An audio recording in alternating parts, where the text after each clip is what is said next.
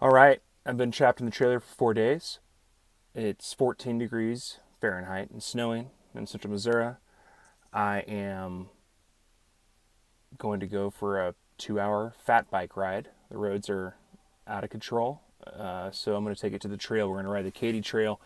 I'm going to show you guys the things that I'm using to try and survive this terrible, terrible idea. This is not recommended, but it is a way that you might be able to do it without purchasing $1 million worth of new gear. So I decided to do this video and I looked at all of the things that I have to either put on me or take with me to try and make it through this. We're going to go through and break down what I'm wearing and why I'm wearing it. Many of these things are not the best tool for the job, and I'll suggest what might be a better one where applicable. First up, we've got these Ingenie, 5-finger or whatever you want to call them, toe socks. They've got the little pockets for your feet. I bought these at Fleet Feet in Columbia. You should support local business where you can, especially on items where the price is close. These just kind of help me keep that toe numbness away. After that, also on our feet, we're going to put these big wool hiking socks on, but those come a couple layers later. The mid layer is important, but the base layer goes on first. So let's talk about that. These are my U.S. Army standard issue silkies, is what we kind of call them. This is kind of a thermal underwear, 100% poly. These are Polartec bottoms. I don't know what the company name is, but I know that they're made in the USA. As far as how to get these, you can buy them from Military Surplus and some other places. I don't recommend signing a 6-year National Guard contract just to get the thermal underwear. Base layer's on, good to go. Thinner than a t-shirt and quite a bit warmer. Coolest part about it, thumb holes. The next thing that we're looking at here is a pair of full-length bibs. They are not insulated, but they are full-length. The zippers are broken on both legs. They were so cheap and crappy off Amazon that I'm not going to put a link in there because I don't wish these on anybody else. I am going to try to make them last for the rest of the winter, but mostly out of spite. This is a place where next winter I will buy something a lot heavier, just to try and take a couple layers off my legs. They've got a good pad, but there's lots of exciting things written on it. Super Gel 20D, new. Shockproof comfort zone. Bike for love. I feel like that's a great thing to put right on the gooch protector there. It's so important they put it on both sides. Next up, mid layer, we're going to do these North Face tights. I'm not sure what model they are. I got them on clearance a few years ago. These are vapor wicking, and they've got a butt pocket that I won't be able to reach, but it's got one. Next up, I've got this long sleeve quarter zip REI, which I use as a base layer sometimes when it's not, -4 with the wind chill.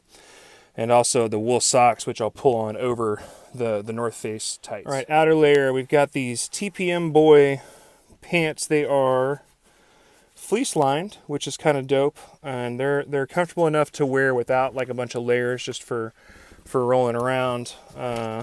They do say sport on the leg, which is lame. I tried to color it in with the Sharpie, but it just like absorbed all the black ink and ruined my life. So I'm going to wear these. I like them. We'll see how they hold up. I'm probably going to buy a pair of their non-insulated just for summer wear because I like the way they feel, I like the way they stretch. We're going to do my team jacket from Columbia Multisport Club, which is just a Volar cycling jacket, to go underneath my big, dumb American Eagle vest. You can tell how dumb it is because of how thick the baffles are. I think it actually is down, which is crazy, but it was not very expensive a very long time ago, and we just don't have enough cold weather here for me to justify buying a newer one. We're going to combo that all up with my Missouri state flag. We can have a conversation some other time about the difference between Missouri and Missouri, but state flag gaiter with a draw cord. All right.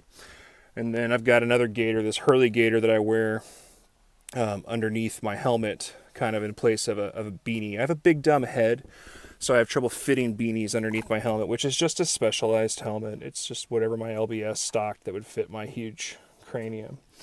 For eye protection, I use this ESS crossbow system, which was issued to me again by the United States government. A little carrying case for that. There's changeable lenses. They're not great, but when you've got precipitation or just cold air blowing, it's important to have gloves. I get these Magpul gloves, primarily for trap shooting, but I also like them to go over these Suki brand cycling gloves.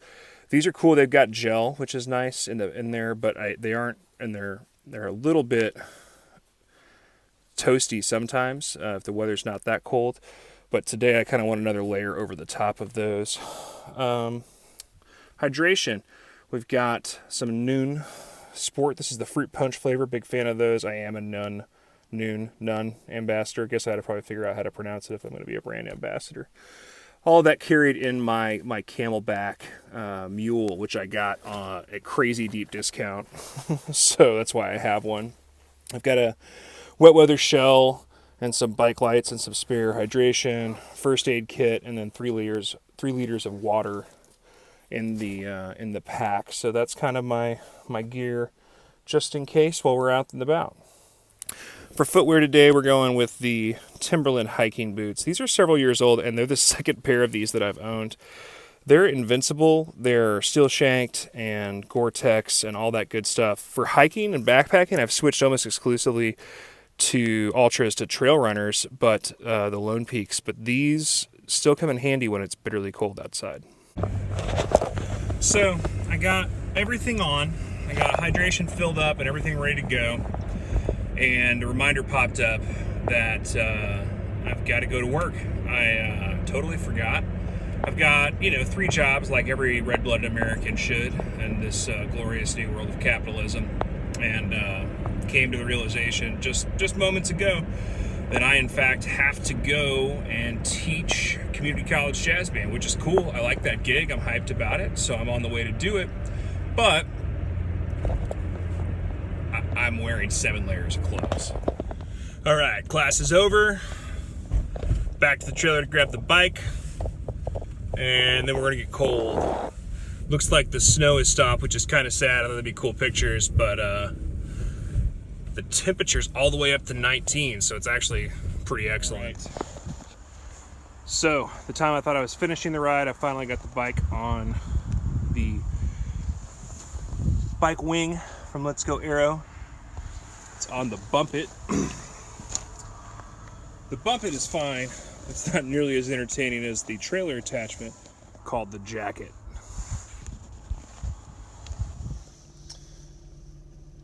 Well, it is, 6:20. This is going to be a cool video where I showed you, me fat biking and some snow flurries. Instead, it's just going to be a terrible, dark slog. Let's get it. Here we are in the snow. Really wish there was a better way to show this to you. So, did the big dumb bike ride in the cold last night. Had a good trip. It went pretty well. All things considered, I had hoped to get some sweet shots and the joy of cycling in winter, but that didn't happen because it was dark by the time I got to the trailhead. The footage I tried to take using the bike headlamp was kind of a dumpster fire. You saw that already. Sorry, I'll do better. The reality of cycling in the winter in this part of the Northern Hemisphere is that you're going to have days and you're going to have workouts that you want to do or rides you want to take. And if you're trying to limit that to daylight hours when there's, for a non-trivial amount of time, only 7 hours of daylight, and you're probably working for 8 of those 7, you're going to ride in the dark. I love Zwift and I've used it for years, but right now, thanks to Corona, I'm living by myself in the trailer, and there's not room in the trailer for the trainer and all that setup. So fat bike it is, and the fat bike's been awesome this winter. I've been able to go out way more than I did previously. It used to be it'd get to 40 degrees and I'd just stay inside until March. And this winter I've been outside for almost all of it. It wasn't by any stretch of the imagination like a record-breaking ride for me, but it was a good out and back. and I still have all my appendages the next day, so that's cool. The way that you have to kind of think about some of this is you want to get layered up so that you are uncomfortable for like the first 5 minutes, and then once you're kind of warmed up, you're okay. The other pro tip that I've found is if you're sweaty, which you will be, which seems counterintuitive when it's so cold, but you've got all these layers on, right? So you're sweating. The most important thing is to not stop. If you stop moving, then you're going to get cold really fast, and it's going to suck.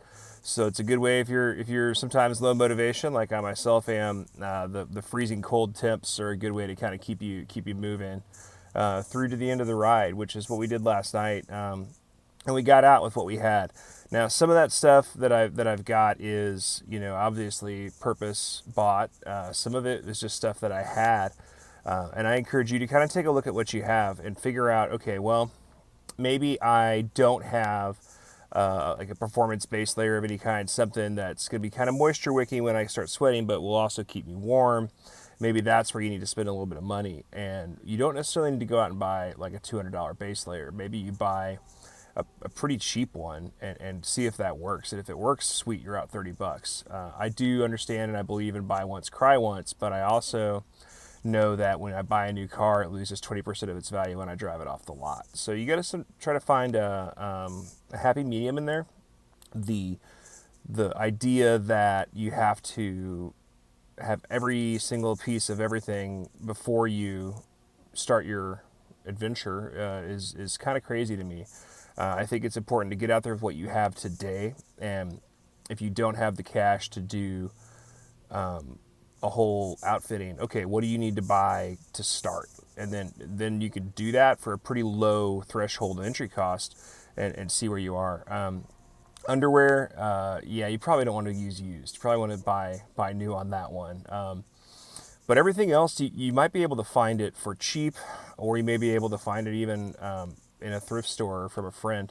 I'm a big believer in Craigslist, man. I will drive 6 hours round trip to buy a $10 item on Craigslist if it's going to end up saving me money. I figure out what the fuel cost and my time is worth, and I make a trip and I go get it.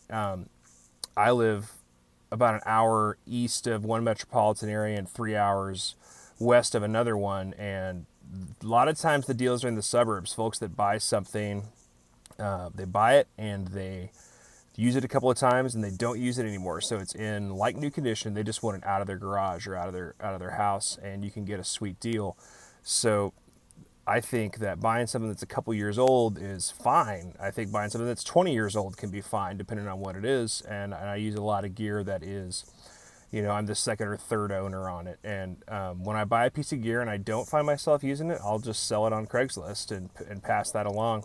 Occasionally I break even or make money doing that, just taking it from an area like a suburban area that's reasonably affluent where there's lots of stuff like that on Craigslist to a more rural area where there's not as much. You may be able to sell it, you may be able to use it for a season or two and then sell it for more than you paid for it, just because some folks can't stand the thought of driving. So there's some stuff to look at there. eBay is an option. I don't like it as much. I like Craigslist because I can go meet the guy at whatever Quick Trip and look at it and lay eyes on it before I give the man his $5 or his $20. And I think that's got a value to me that's worth it. Anyway, I hope you enjoyed this little video. I had hoped to have a little more action shots, and we'll try to get outside in the golden hour and get you some cool shots soon. On the list of things that I'm shopping for on Craigslist right now is a decent GoPro setup so that I can take good action shots without paying, as much as a beginner level clarinet for it. So I know that's a price point that most of you probably think about daily. I'll keep working on that too. If you like the hat, this is from Slim Pickens Outfitters. They're awesome folks in South Texas doing good work. I'll put a link to them down there in the description. And yeah, all the links that are on there that are Amazon links, I'm an Amazon affiliate. So yeah, if you buy that, I get a fraction of that, which would be sweet, but I'm not that worried about it. And, more to come. And you could subscribe. That'd be great. All those typical plugs I'm supposed to put in here at the end. There's not not a lot that I subscribe to, so I understand if you're not ready to subscribe just yet. That's cool. If you are, go for it. And this is Grant Goes Out. Have a lovely day.